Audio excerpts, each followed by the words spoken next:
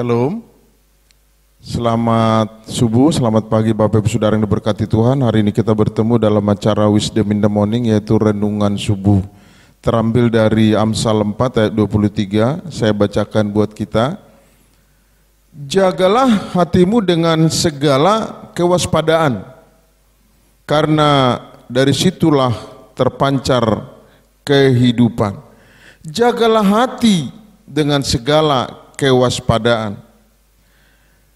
Jagalah hati dengan segala kewaspadaan, karena dari situlah terpancar kehidupan. Ada dua yang saya tangkap daripada firman Tuhan pagi hari ini, yaitu jaga hatimu.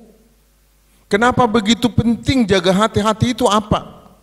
Lalu yang kedua saya menangkap adalah itu kehidupanmu sekarang dan nanti di dalam kekekalan. Disitulah terpancar kehidupan. Bapak Saudara yang diberkati Tuhan, terpancar kehidupan kapan?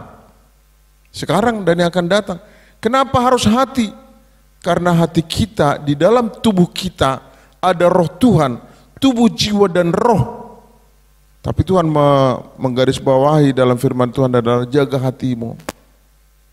Saya ingin lebih memperkuat lagi daripada ayat firman itu, terambil daripada 1 Tesalonika 5:23, saya bacakan. Semoga Allah damai sejahtera menguduskan kamu seluruhnya, dan semoga roh, jiwa dan tubuhmu, semoga tubuh, jiwa dan rohmu terpelihara sempurna dengan tidak bercacat celah dalam kedatangan Tuhan kita Yesus Kristus. Jadi yang ketiga adalah roh, jiwa, tubuhmu terpelihara sempurna. Amin. Tubuh kita itu ada ini tubuh kita. Selama kita hidup ini tubuh bergerak. Di dalam tubuh ini ada Roh Kudus kalau kita dalam Tuhan. Jadi tubuh, jiwa dan roh. Tubuh kita ini menjadi tempat. Kalau roh kita roh Tuhan, maka jiwa kita pasti menyala-nyala. Jadi jiwa itu adalah gabungan dari roh dan tubuh kita yang sehat. Begitu indah. Tapi ada juga yang mengatakan hati. Hati itu lever dalam ilmu biologi, ya, ilmu tubuh. Dia berwarna coklat dan beratnya sekitar 1,4 kilo. Dia bertugas membersihkan darah dari racun-racun supaya darah kita bersih lagi ketika memasuki jantung, otak, dan seluruh peredaran tubuh kita. Memang liver itu bertugas, tapi bukan itu yang dimaksudkan daripada Amsal 4 ayat 23 ini, saudaraku. Tubuh ini sementara, saudaraku. Tubuh kita ini sementara. Tapi ketika tubuh kita ini hidup saat ini, itu menentukan kita nanti hidup di dalam kekekalan atau tidak. Kalau hidup kita sekarang ini berantakan, roh kita lemah dan daging kita menguasai seluruh kehidupan kita, maka dikatakan tadi di 1 Tesalonika 5:23, dikatakan ada roh Tuhan berkuasa mengajarkan. Jadi di dalam tubuh kita ini ada roh, saudaraku, Roh Kudus. Roh Kudus adalah roh penolong yang dikirim Tuhan ketika Yesus naik ke surga. Tuhan mengatakan, aku akan mengirimkan rohku atas kamu. Roh itulah yang berkuasa. Apa, saudara? Roh itulah berkuasa. Untuk apa berkuasa? Dia mengajarkan. Mengajarkan segala sesuatu, mengajari kita akan segala sesuatu. Will teach you all things. Kemudian apa lagi yang kedua? Roh itu akan menjadi mengingatkan kita. Dia mengingatkan kita. Mengingatkan kita akan kebenaran firman Tuhan. Amin. Bapak Saudara yang diberkati Tuhan.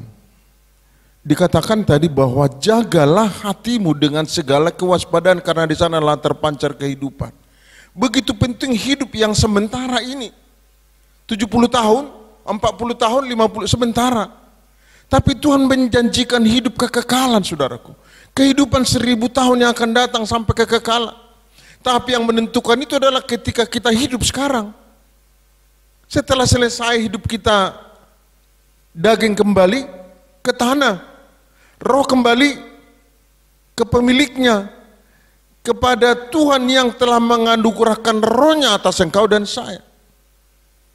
Jadi begitu penting, saudaraku. Mau belajar dengan kami? Mari kita belajar, amin.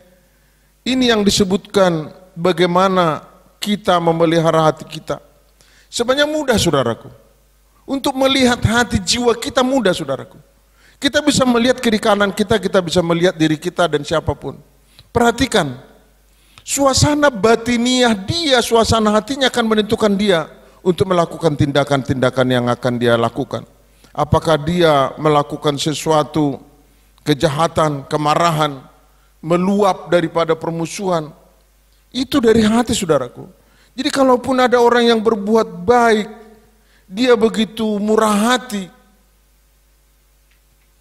dia mengasihi, dia mengampuni dan tidak punya musuh, itu juga suasana hati.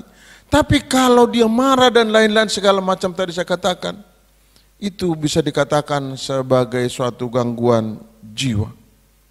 Jadi jiwa kita terpelihara. Jagalah hatimu. Amin.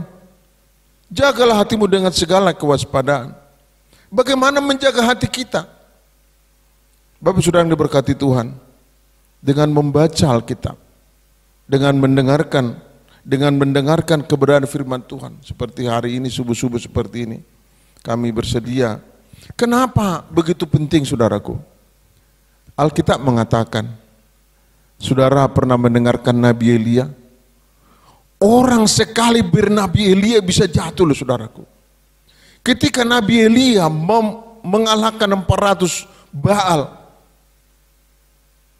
yang menjadi Isabel, Elia mengatakan, silakan kau berteriak kepada Tuhanmu. Taruh di sini, aku juga akan memanggil Tuhanku, kata Nabi. Rohnya itu begitu berapi-api. Kalau Nabi Elia mengatakan seperti itu, dia itu berbicara dari rohnya. Dan saudara tahu apa yang terjadi? 450 Baal dibakar. Api turun dari surga.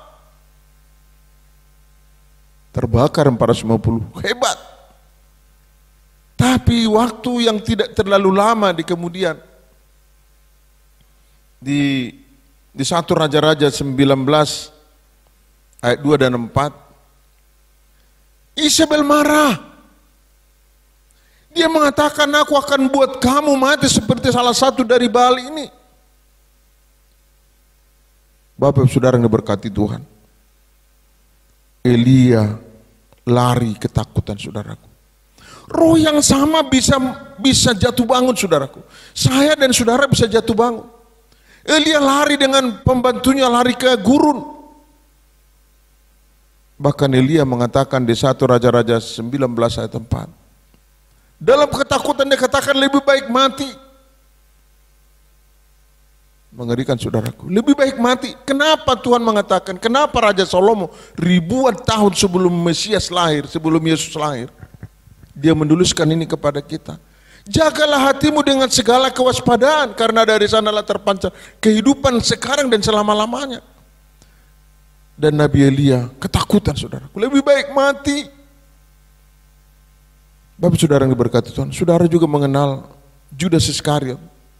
Judas Iskariot itu adalah rasul murid Tuhan Yesus sekaliber dia.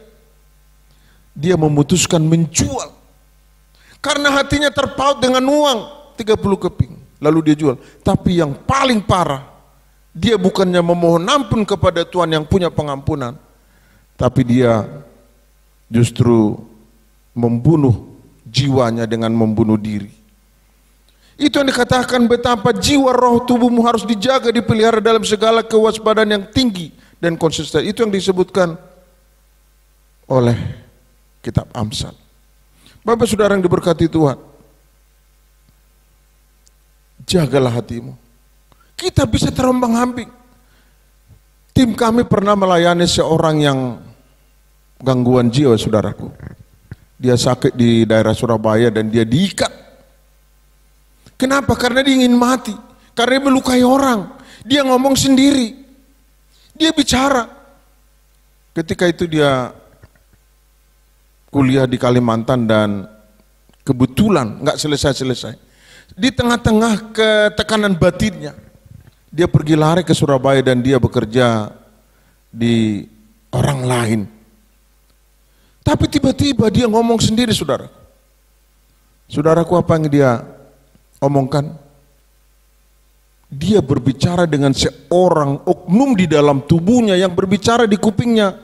Dikatakan sebentar lagi kita akan naik ke surga. Ketika dokter memberi dia makan, dia katakan, roh yang di dalam itu mengatakan jangan makan, itu ada racunnya. Jadi ketika dokter, suster memberi dia makan, dia bilang gini, sampai beberapa hari, 4 atau 5 hari atau 6 hari dia tidak makan. Lalu orang membongkar tasnya. Orang yang membongkar tasnya itu menemukan telepon rumah. Itu sekitar 20 tahun yang silam. Lalu tim berangkat ke Surabaya, saudaraku, di rumah sakit Sarjito. Ketika dia diikat, sedih saudara, kurus. Tapi saya mau sampaikan, itu jiwa yang terluka, jiwa yang tergoncang. Karena akhir-akhir ini banyak orang yang terluka, banyak orang yang berusaha mengakhiri hidup, dia kecewa. Bapak saudara yang berkati Tuhan, waktu itu kita masih awam ya, tapi ya satu hal yang kita katakan waktu itu adalah tim yang berangkat ke sana. Saya serahkan roh orang ini ke dalam tanganmu. Yes. Saya serahkan ruangan ini ke dalam kuasa Roh Kudus. Yes. Dan aku larang roh jahat. Dan aku perintahkan rohnya dilepaskan di dalam nama Tuhan Yesus Kristus. Jadi rohmu dan rohku itu adalah orang yang percaya kepada Tuhan adalah Roh Kudus. Roh Kudus yang Tuhan kirim untuk mengajari kita. Tadi dikatakan bahwa hidup kita menentukan kita nanti hidup dalam kekekalan di surga atau neraka. Itu hidup sekarang. Makanya Tuhan bilang, peliharalah hati dan hidupmu. Kenapa? Karena di sana terpancar. Bapak sudah diberkati Tuhan. Apa yang terjadi ketika ketemu di rumah sakit tersebut? Kita buka, kita suruh dokter, suster buka talinya. Lalu badannya dilap. Kita panggil namanya, kita olesi tempat tidurnya, kita berdoa di sana, segala kuasa kami taklukkan. Karena itu roh jahat. Itu roh, Allah itu roh, Tuhan itu roh. Kuasa jahat itu juga roh. Roh sama roh itu mereka saling tahu. Tapi ketika kita mengusirnya dalam nama Tuhan Yesus, Roh Kudus yang bekerja. Lalu apa yang terjadi saudara? Kita suapin makan. Dia tetap begini. Kenapa? Dia dengar suara dari dalam. Jangan makan. Jangan makan. Tapi karena kita sayang, kita kasih tahu, ini saya, Ibu Deborah, ini saya, kakakmu, ini saya.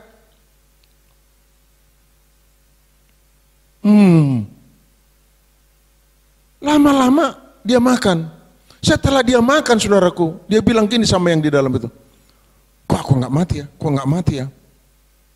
Dia dibodohin, saudaraku. Dalam tempo 3 hari orang itu waras. Tepuk tangan yang meriah buat Tuhan. Tepuk tangan yang meriah. Yes. Tuhan itu dengan rohnya berkuasa atas saudara. Ketika Musa, saya selalu teringat dengan Musa ketika Musa dan bangsa Israel itu mau mati di Laut Merah. Di belakang dikejar sama tentara Firaun. Musa, kita akan mati. Itu roh. Karena mereka membayangkan akan mati. Lebih baik kami jadi budak kembali di Mesir. Tapi Musa mengatakan, karena dia mengenal Tuhan, jangan takut. Berdirilah, Keluaran 14 ayat 13. Hari ini juga keselamatan atas kamu. Dan lihat, dalam beberapa kemudian laut terbelah, lalu Tuhan bilang, angkat, ulurkan tongkatmu, jangan diam saja. Jadi Bapak Saudara, hidupmu, perkataanmu, tindakanmu hari ini menentukan. Itu yang dikatakan di 2 Korintus 5:9. Sebab itu kami juga berusaha, baik kami diam di dalam tubuh ini maupun kami diam di luar. Jadi tubuh kita ini ada roh. Ketika roh itu masih ada, itu ketika kita masih hidup. Dan ketika roh itu keluar, kita mati. Roh itu tetap berkenan kepada Tuhan. Berkenan kepada Tuhan. Berusaha ketika kami dalam tubuh. Ketika kita masih saat ini berusaha. Saya menemukan beberapa orang yang bercerai. Tim kita melayani orang 24 tahun atau ada orang yang berusaha mengakhiri hidup. Itu tanda-tanda sebuah kegagalan, sebuah roh yang telah mati. Saudara yang diberkati Tuhan, ketika roh kita keluar, ketika kita mati, daging kembali ke tanah, rohnya kemana saudara? Rohnya kembali kepada Allah yang menganugerahkannya. Amin. Untuk apa? Dikatakan di 2 Korintus 5 ayat 10. Sebab kita semua harus menghadap tahta pengadilan Kristus. Wow. Tepuk tangan dulu yang meriah buat menghadap tahta pengadilan Kristus. Yang kau perbuat, saya perbuat yang baik dan jahat. Tuhan pertanyakan.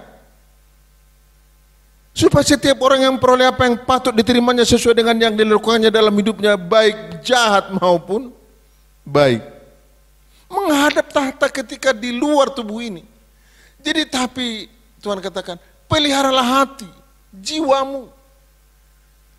Saya sangat diberkati Bapak Saudara, saya percaya Bapak Saudara diberkati. Walaupun kita hanya 10 menit, 15 menit, ini sangat, apa yang kita lakukan mau baik atau jahat. Itulah kenapa Raja Salomo menuliskan ini ribuan tahun silam kepada Bapak. Begitu penting. Pengkhotbah 7 ayat 12 katakan apa tadi?